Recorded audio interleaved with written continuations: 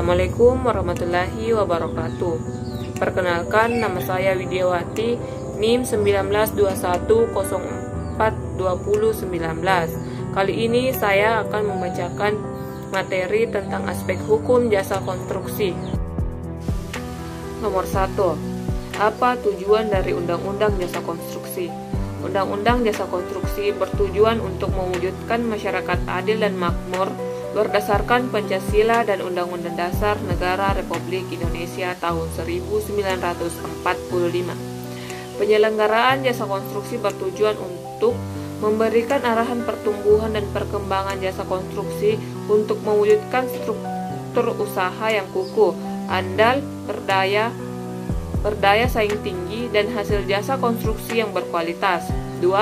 Mewujudkan ketertiban dan penyelenggaraan jasa konstruksi yang menjamin kesetaraan kedudukan antara pengguna jasa, penyedia jasa, dan menjalankan hak dan kewajiban, serta meningkatkan kepatuhan sesuai dengan ketentuan peraturan perundang-undangan.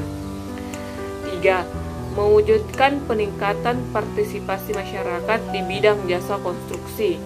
4. Menata sistem jasa konstruksi yang mampu mewujudkan keselamatan publik dan menciptakan kenyamanan lingkungan terbangun. 5. Menjamin tata kelola penyelenggaraan jasa konstruksi yang baik dan menciptakan integritas nilai tambah dan seluruh tahapan penyelenggaraan jasa konstruksi. Nomor 2. Apakah makna konsep dasar dari Undang-Undang Jasa Konstruksi?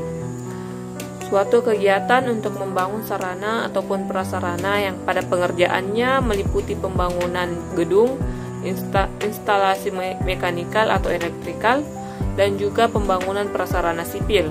Jasa ini sangat dibutuhkan dalam pembangunan fasilitas umum hingga kantor.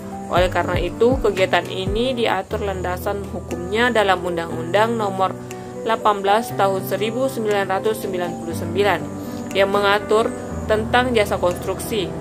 Menurut undang-undang yang mengatur tentang jasa konstruksi, bahwa hal ini memiliki pengertian yaitu suatu layanan jasa konstruksi, perencanaan pekerjaan konstruksi, layanan jasa pelaksanaan pekerjaan konstruksi, dan layanan jasa konstruksi pengawasan pekerjaan konstruksi. Berdasarkan pengertian undang-undang tersebut, maka dalam pelaksanaannya di masyarakat sendiri terbentuklah suatu usaha yang bernama jasa konstruksi. Lingkungan usaha dari layanan konstruksi ini cukup banyak. Nomor 3. Sejauh mana peran mahasiswa dan masyarakat dalam pelaksanaan Undang-Undang Jasa Konstruksi? Pembangunan nasional ditujukan untuk meraih cita-cita perjuangan kemerdekaan Indonesia yang berbasis mutu taraf kehidupan masyarakat secara keseluruhan. Dalam mengisi cita-cita perjuangan tersebut, maka perlu dilakukan program yang terencana dan terarah untuk melaksanakan proses pembangunan agar tujuan nasional dapat dicapai sesuai dengan filsafat yang mendasari perjuangan tersebut, yakni Pancasila dan Undang-Undang Dasar 1945.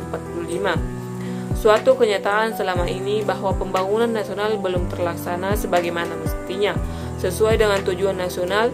Hal ini disebabkan oleh berbagai hal yang cukup kompleks, terutama aspek penegakan hukum, law enforcement yang lemah, masih tumbuh suburnya budaya korupsi, kolusi, nepotisme, dan lain-lain. Semua kompleksitas masalah ini berpengaruh besar terhadap tercapainya tujuan nasional. Nomor 4. Menurut Anda, adakah ruang yang memungkinkan adanya salah pada Undang-Undang Jasa Konstruksi? Sampaikan disertai dengan solusi yang dapat Anda berikan. Gunakan teknik analisis SWOT.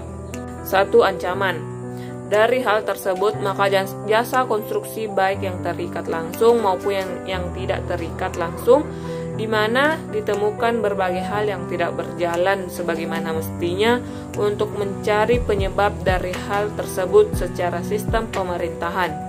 Semakin cepat pertumbuhan ekonomi, akan semakin banyak barang sumber daya yang diperlukan dalam proses produksi yang pada gilirannya akan mengurangi ketersediaan sumber daya alam sebagai bahan baku yang tersimpan pada sumber daya alam yang ada. 2. Kelebihan. memberikan dampak positif bagi kehidupan manusia berupa semakin tersedianya barang dan jasa dalam perekonomian. Di sisi lain, terdapat dampak negatif bagi kehidupan manusia yang berupa pencemaran dan menipisnya persediaan sumber daya alam.